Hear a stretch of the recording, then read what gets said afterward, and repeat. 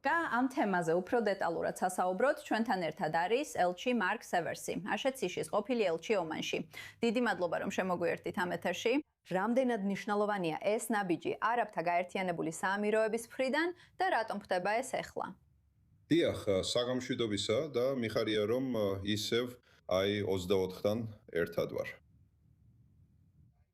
მე ამ ნაბიჯს ვხედავ როგორც აშშ-თან ერთად გადადგმულს. ეკონომიკური ზეწოლის კამპანია, რომელიც აჩქარებს არამხოლოდ ირანის პორტების ბლოკადას და მათი ნავთობის გაგიდვების შეზღუდვას შორეულ აღმოსავლეთში, არამედ ფინანსურ ზომებსაც.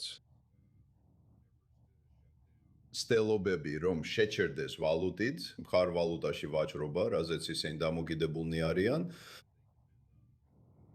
და ამ ყველაფრის დიდი ნაწილი ზოგიერთი ანგარიშის მიხედვით დუბაის გავლით ხდებოდა. ასე რომ ეს ძალიან მნიშვნელოვანია.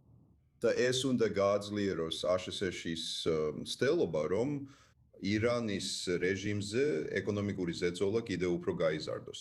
რაც შეეხება მათ განზრახვას სამხედრო პასუხის ან კონფლიქტის გაფართოების შესახებ, ვნახოთ რა მოხდება. ისინი ხშირად იმუქრებიან იმით, რაც არ შეუძლიათ განახორციელონ. მაგრამ ვფიქრობ, რომ შეერთებული შტატების მხრიდან ძალიან დამანგრეველი პასუხი იქნება, თუ ისინი მართლაც გააკეთებენ მსგავს რამეს. ასე რომ ვნახოთ. რაც შეეხება ირანს, როგორც ჩანს, ეს ფრაზა ვნახოთ. მაგრამ რამდენად შეიძლება ეს პირდაპირ გავლენას ახდენდეს ირანის ეკონომიკაზე? ამას აღწერენ როგორც ძლიერ დარტყმას. დიახ. არა, ვფიქრობ ეს ნამდვილად ძლიერი დარტყმაა, განსაკუთრებით მაშინ, როცა ამას ვუყურებ ყველა იმ ზომასთან ერთად, რომელსაც აშშ-ის ფინანსთა სამინისტრო იღებს და ასევე აშშ-ის საზღვაო ბლოკადასთან ერთად. ეს კიდევ ერთი ნაწილია ამ ყველაფრის. გარდა ამისა, ომამდე ირანსა და არაბთა გაერთიანებულ საამიროებს შორის ორმხრივი ვაჭრობა $10 მილიარდ შეადგენდა. ვფიქრობ, არაბთა გაერთიანებული საამიროები ირანისთვის ჩინეთის შემდეგ მეორე უმსხვილესი სავაჭრო პარტნიორი იყო და ეს ყველაფერი ახლა შეწყვეტილია. ასე რომ ჯერა ამას საკმაოდ დიდი გავლენა ექნება.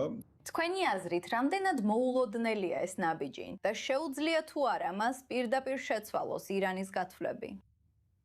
ვფიქრობ, ამას გარკვეული დროის განმავლობაში ექნება გავლენა. არ ვიცით რამდენ ხანს გასტანს ეს. ვფიქრობ, ადრე შესაძლოა აშშ-ში მე ცოტა ზედმეტად ოპტიმისტურად ვიყავი განწყობილი იმის მიმართ, თუ რამდენად იმოქმედებდა მათზე მათი პორტების ბლოკადა, ანუ რამდენად შეარბილებდა ეს მათ პოზიციას მოლაპარაკებებში.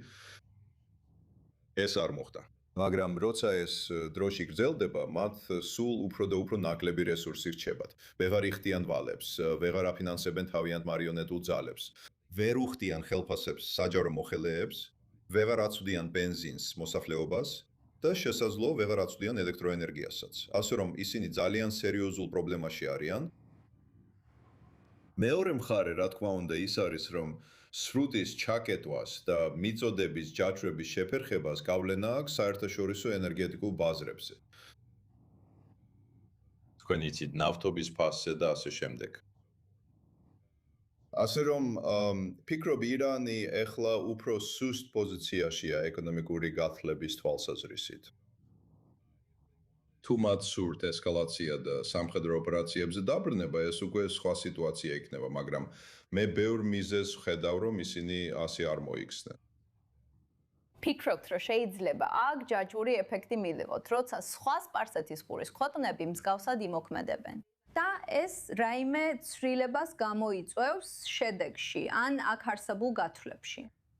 იცით, სხვა ქვეყნები, მაგალითად საუდის არაბეთი, დიდი მოთამაშეა. და საუდის არაბეთი ომის განმავლობაში ბევრად უფრო ფრთხილად იქცეოდა ირანთან ურთიერთობებში. მე ვფიქრობ, რომ არაბთა გაერთიანებული საამიროები საკმაოდ პირდაპირ იყო ირანული ზეწოლის წინააღმდეგ დგომაში.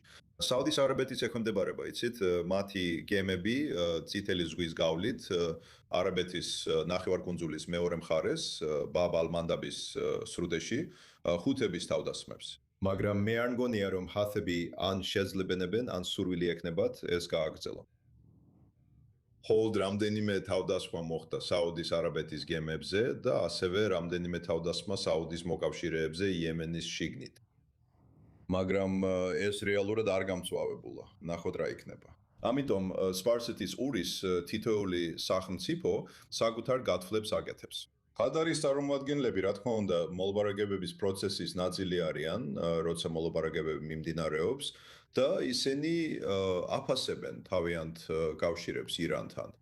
მაგრამ მათმა მცდელობებმა რეალური სერიოზული შეთანხმება ვერ გამოიღო. მემორანდუმი ფაქტობრივად ჰორმუზის სრუტის გამო დაიშალა, ამიტომ დიპლომატიამ ჯერჯერობით შედეგი არ გამოიღო. არ ვაპირებთ ხოლმე მომავალში ჩაიხედოთ, მაგრამ ფიქრობთ, რომ ეს ნაბიჯი მიუთითებს იმაზე, რომ კონფლიქტი ფართოვდება ან იმ მიმართულებით მიდის. კონფლიქტი უკვე გარკვეული ხანია საკმაოდ ფართოა. ირანმა იორდანიაში სამიზნეები დაარტყა. მან უფრო ადრე, ჩემი აზრით, სადა კვიპროსზე დარტყმა და თურქეთშიც სულ მცირე ერთხელ. დიეგო გარსიაზე ერთხელ. ეს ფართო კონფლიქტია, მაგრამ მისი ბირთვი, ჩემი აზრით, რჩება შეერთებულ შტატებს, სპარსეთის ყურის ქვეყნებს, ისრაელსა და ირანს შორის. და მე ნამდვილად არ ხედავ, რომ ეს კონფლიქტი ამ ფარგლებს გასცდეს. მაგრამ შეიძლება ეს გამწვავდეს. ეს ნამდვილად ასეა. ვფიქრობ, ეს ირანის გადასაწყვეტია. კარგი, ელჩო მარკ სევერს, დიდი მადლობა, რომ შემოგვიერთდით. ჩემი სიამოვნებაა, მადლობა თქვენ.